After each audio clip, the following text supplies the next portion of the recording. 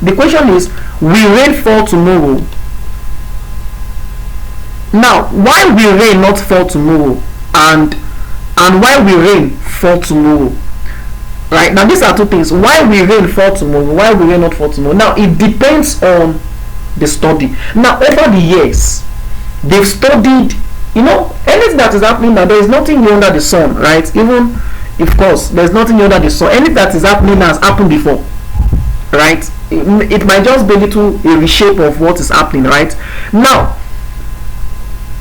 how do people know that every March there is heat? Naturally there's going to be heat. It's because they've studied that pattern for years. It has been like that.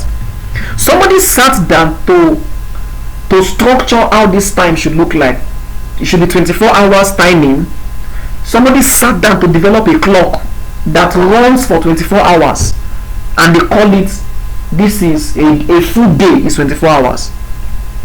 Now somebody sat down to check, okay, rain will, whenever we see something like this, rain will fall. So if yesterday was cloudy, it's most likely that rain will fall this week.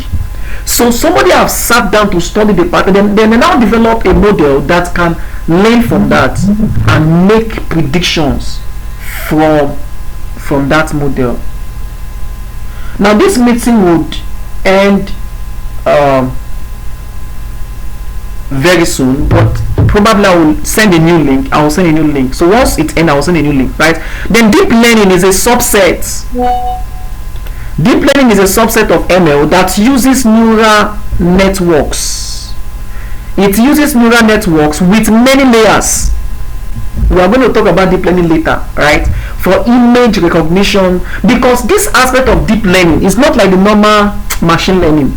We are going deeper, like image. Now, for example, now you upload an image, you want to study that image. You want to study that, or somebody upload a video, or somebody is just talking. You now want to study an AI that can understand people's voice and come up with a model. You can build a model that can, okay, whenever people say this, interpret. There's something we call text to speech. Now text to speech is somebody type and the AI speak out, or somebody speak, the AI types. I don't know if you have seen that before. That's speech to text. We can build it. Somebody talks, as you are talking now, the AI is typing it. Or as you can use this kind of thing for, you can build an AI that can summarize a meeting, a full meeting. Just summarize a full meeting. You can do that kind of thing. All right, so now this is the flow: AI versus ML versus deep learning. All right, AI versus ML versus deep learning. This is deep learning is inside machine learning, and machine learning is inside artificial intelligence. All right, now generative AI. Now you should have heard about generative AI before. Example of a practical case is your ChatGPT. Your ChatGPT is an example of generative AI.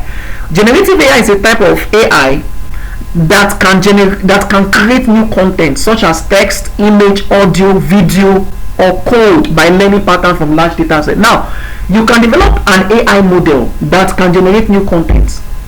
Now in our next class, I'm going to show you guys a software I have in my laptop, right? It's called Olama.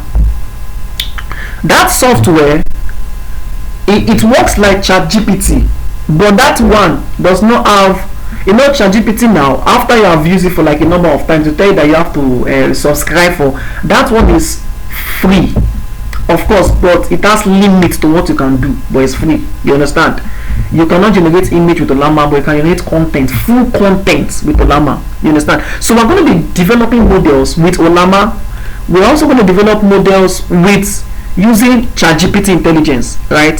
So you want to generate new content, you want to generate image, we can use GPT. We're going to develop a code that connects to your ChatGPT, your OpenAI, right? And you can generate content from just writing in a text box. All right, we're going to learn some of these things now. We have key concepts you must understand when it comes to AI: prompts. So there is something called prompt engineering. Where do you write your prompt? Let me confirm how many minutes I have left. before the end of the class. I have 3 more minutes. I yes, I just want to ensure I wrap up the class. It's just introduction part. Yes. In our next class, we are going to be using Teams. Please kindly install Teams in your phone. It's just an app you can install, because Teams will allow us to extend the class to 2 hours or even more. Kindly download or install Teams. Right? Okay. Now, so we have prompt, token, transformer, training data, fine tuning. Now, all of these will be discussed when we start the AI proper. What is token? You will understand it. What is transformer? We're going to be developing transformer based model. You understand? You will training data. You will understand all this in fine tuning. That is adjusting a pre-trained model using a smaller or specific data set to improve performance. We are going to learn this one. Inference. It's things you will get to understand, right, when we start doing the AI concept. Large language model. Temperature is just like how intelligent, right, or creative you want your AI to be. That's temperature. How intelligent or creative.